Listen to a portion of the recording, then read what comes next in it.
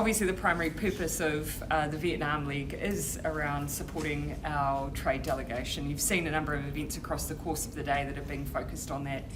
This morning's dialogue with our trade delegation and with the Vietnamese government and authorities was at the request of the Prime Minister of Vietnam. So really important access there for our New Zealand businesses to talk about some of the opportunities but also some of the barriers.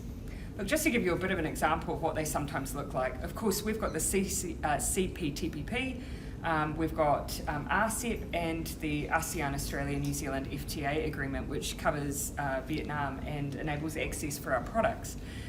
We still do, however, sometimes experience issues at the border. Often they could be even on our side, biosecurity issues, protections we have in place naturally to protect our own markets and our own products.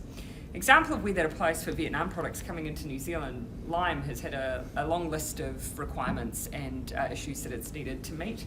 Those have been worked through as a priority on our side, now enabling access for limes into the New Zealand market. So it's a little bit of an example where it's not just tariffs that are issues that we try and work through here.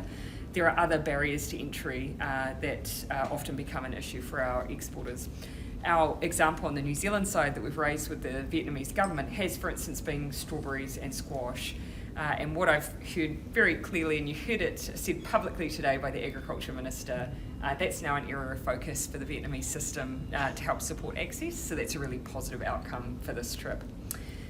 Just in the room as well, you might have seen some Vietnamese products that may not naturally seem like an opportunity for New Zealand, but dragon fruit, that is a partnership between New Zealand Plant and Food and producers of dragon fruit in Vietnam, where they have worked together to provide and create additional varietals that are more resistant to some of the diseases that dragon fruit experience and come in different colours, tastes, textures.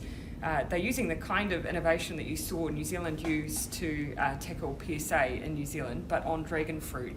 And they're now launching a similar project, but on passion fruit. So it's an example where it may be a Vietnamese produced product, but using New Zealand innovation, and that of course benefits New Zealand as well.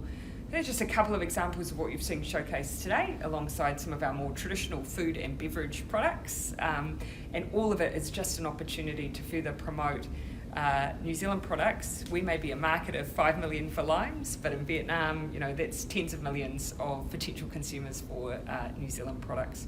Is there anything you want to add in here? No, I mean, you would have seen today the range of opportunities that we have. 100 million people.